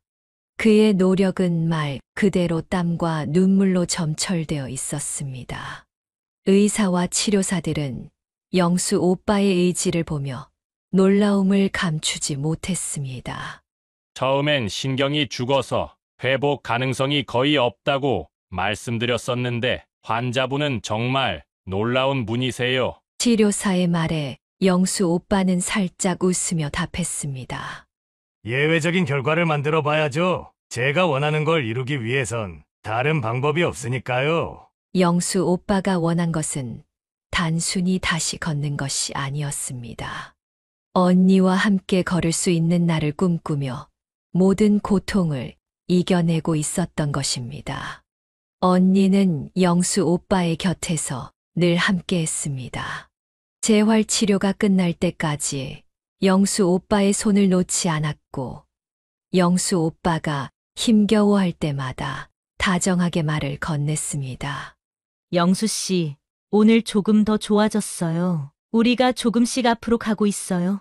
끝까지 힘내요. 영수 오빠의 힘겨운 표정이 풀리고 조금씩 웃음이 번지는 모습을 보며 언니는 다시금 힘을 얻었습니다. 저는 그런 언니를 보며 고개를 끄덕이며 말했습니다. 언니, 정말 대단해. 언니가 없었다면 영수 오빠도 이렇게 버틸 수 없었을 거야. 그러던 어느 날 마침내 작은 기적이 일어났습니다. 재활치료실에서 영수 오빠가 비틀거리며 두 발로 일어서는데 성공하고야 말았던 거죠. 두 발로 일어섰던 짧은 몇 초가 지나고 영수 오빠는 결국 다리에 힘이 풀려 중심을 잃고 주저앉았습니다. 하지만 그 장면을 지켜본 우리 모두는 이미 감격과 기쁨으로 가슴이 벅찼습니다. 언니는 그의 손을 잡으며 울먹였습니다. 정말 해냈어요. 영수 씨, 우리 조금씩 더 앞으로 갈 수 있어요. 그의 얼굴에는 오랜만에 환한 미소가 번졌고 그 작은 발걸음이 얼마나 큰 의미를 지니는지 두 사람 모두 알고 있었습니다. 시간이 흐르면서 영수 오빠의 움직임은 점점 더 나아졌습니다. 발끝에 감각이 돌아온데 이어 무릎을 굽히고 펴는 동작도 가능해졌습니다. 저는 이 소식을 듣고 언니에게 말했습니다. 언니, 정말 기적 같은 일이야. 이렇게 해낼 줄 몰랐어. 언니는 눈물이 맺힌 눈으로 웃으며 말했습니다. 그 사람의 의지가 강하니까 가능했던 거야. 그리고 나도 그 덕분에 용기를 얻고 있어. 그리고 어느 날 영수 오빠는 언니에게 뜻밖의 이야기를 꺼냈습니다. 경혜 씨, 제가 걷게 되면 꼭 하고 싶은 게 하나 있어요. 언니는 고개를 갸웃거리며 물었습니다. 뭔데요? 말해봐요. 그는 잠시 숨을 고르며 웃었습니다. 우리가 예전에 40년 전에 약속했던 제주도 여행 함께 가는 거예요. 늦었지만 이제라도 그 약속을 지키고 싶어요. 언니는 그 말을 들으며 잠시 생각에 잠겼습니다. 그때 우리가 신혼여행으로 가자고 했던 곳이잖아요. 언니는 희망이 섞인 목소리로 물었습니다. 영수 오빠는 진지한 눈빛으로 대답했습니다. 제가 경혜 씨와 함께 해변을 걷는 모습을 상상하며 힘든 재활훈련을 버티며 여기까지 왔어요. 저랑 함께 해주시겠어요? 드디어 여행 날이 다가왔습니다. 저희 부부와 언니, 그리고 영수 오빠까지 네 사람은 제주도로 향하며 설렘을 감추지 못했습니다. 영수 오빠는 비록 휠체어에 앉아 있었지만 그 얼굴에는 기쁨이 가득했습니다. 푸른 하늘과 짙푸른 바다가 맞이한 한적한 해변. 바람은 부드럽게 네 사람을 감쌌고 파도 소리는 우리들의 마음을 잔잔히 어루만져 주는 것만 같았어요. 그때 영수 오빠가 조용히 말을 꺼냈습니다. 여기까지 왔는데 내 힘으로 경혜 씨와 함께 걸어보고 싶어요. 지금이 아니면 안 될 것 같아요. 언니는 잠시 멈칫했지만 곧 고개를 끄덕였습니다. 좋아요. 영수 씨, 제가 옆에서 꼭 잡아줄게요. 한 발씩 천천히 나아가요. 영수 오빠는 휠체어에서 일어나 몸을 일으키기 시작했습니다.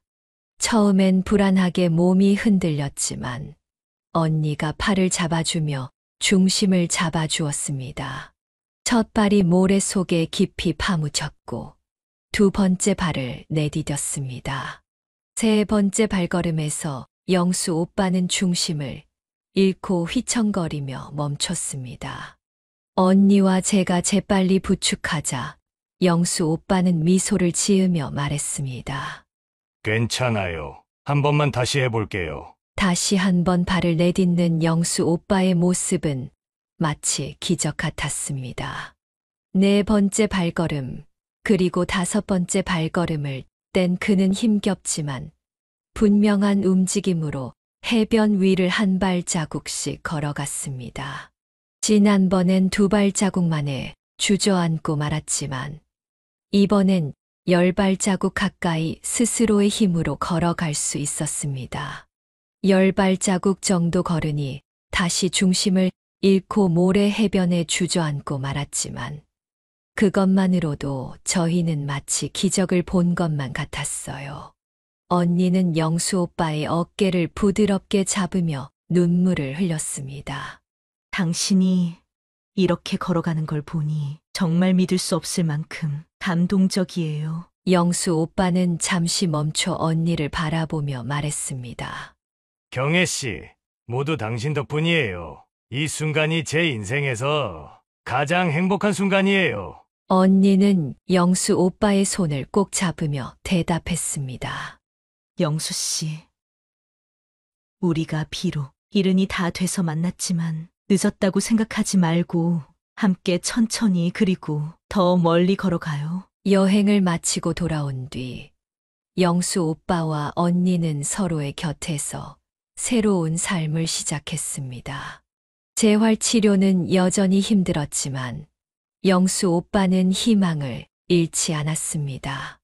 언니는 매일 그의 곁에서 힘이 되어 주었고 두 사람은 서로에게 가장 큰 위로가 되어 주었습니다.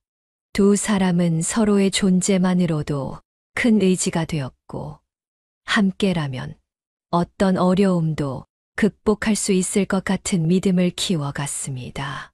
그러던 어느 날 영수 오빠가 저를 조용히 불렀습니다.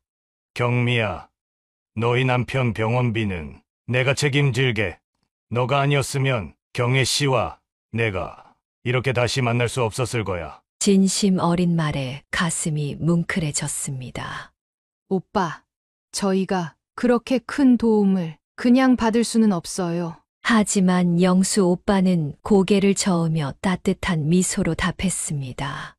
경미, 너 덕분에 내 삶이 다시 시작됐어. 이건 단순한 돈이 아니라 내 마음이야. 내가 내 도움을 받았으니 나도 너에게 조금이나마 보답하고 싶어. 영수 오빠의 지원 덕분에 우리 가족은 한숨 돌릴 수 있었고 마음 한켠에 자리 잡고 있던 불안도 사라지기 시작했습니다. 저는 문득 혼잣말처럼 속삭였습니다.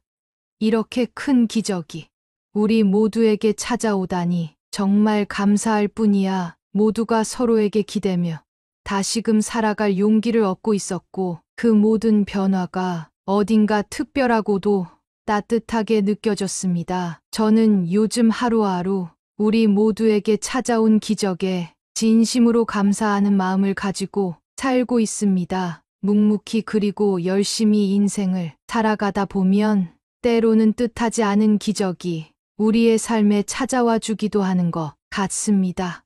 여러분들께도 저희와 같은 기적이 있기를 진심으로 바라며 지금까지 제 이야기를 들어주셔서 정말 감사드립니다. 그리고 영수 오빠가 재활치료를 통해 장애를 극복하고 언니와 함께 더 행복한 날들을 만들어갈 수 있도록 저희 남편과 제가 행복한 노후 생활을 보낼 수 있도록 따뜻한 응원의 한마디 부탁드릴게요. 여러분의 마음이 모이면 그 응원이 또 다른 기적을 만들어줄 거라 믿습니다. 감사합니다. 지금까지 이경미 씨의 사연을 끝까지 들어주셔서 감사드립니다. 이경미 씨 부부가 행복한 노후를 보내기를 희망하시는 분들이나 언니와 영수 씨가 늦은 나이에도 불구하고 부부가 돼서 행복한 미래를 보내길 희망하시는 분들이 계시다면 댓글로 응원의 한마디 부탁드립니다. 혹시 아직 구독과 좋아요 안 눌러주신 분들이 있으시다면 꼭 한 번씩 부탁드립니다. 그럼 저는 더 재밌고 흥미진진한 영상으로 다시 여러분들을 찾아뵙겠습니다. 감사합니다.